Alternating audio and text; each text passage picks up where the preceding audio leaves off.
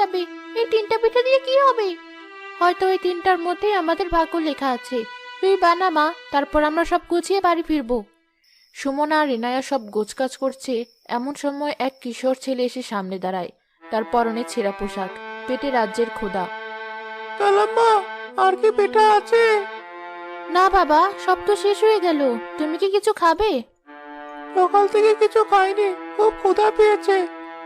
মা, আমাদের কাছে আর মাত্র 3টা পিঠা আছে, চালের গুঁড়োও নেই। এগুলো তোমার কাছে পয়সা আছে বাবা? না কালাম্মা, আমার কাছে কোনো পয়সা নেই।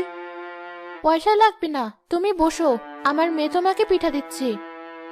কিন্তু মা। ইনায়া, যা বললাম কর, ক্ষুধার্ত মানুষকে ফিরিয়ে দিতে নেই।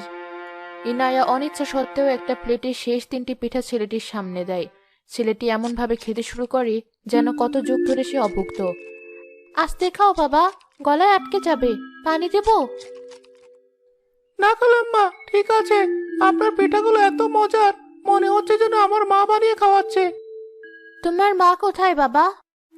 আমার কেউ নেই। মা বাবা কে, কেমন দেখতে, কিছুই মনে নেই আমার। রাস্তায় আমার ঘর, আর আকাশের চারটায় আমার সঙ্গী। তুমি থাকো কোথায়, খাও কি? যখন যা পাই তাই খাই, কখনো পাই কখনো পাই না, এভাবেই চলে যায়। আহারে, আজ রাতে কোথায় থাকবে? এত ঠান্ডা পড়েছে। ওই যে ওই গাছতলায় শুয়ে পড়বো। চিন্তা করবেন না, আমার অভ্যেস আছে।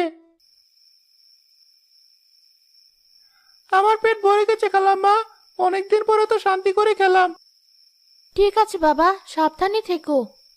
আমার তো আপনাকে দেওয়ার মতো কিছুই নেই, কিন্তু আমার মন থেকে আপনার জন্য একটা দোয়া আসছে। তোয়া?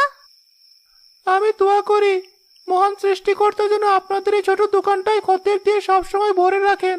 আপনাদের পিঠার হাড়ি যেন কোনোদিনও খালি হয়ে না যায়। আপনাদের সব দুঃখ যেন দূর হয়ে যায়। ছেলেটি আর এক মুহূর্ত না দাঁড়িয়ে রাতের অন্ধকারে মিলিয়ে যায়।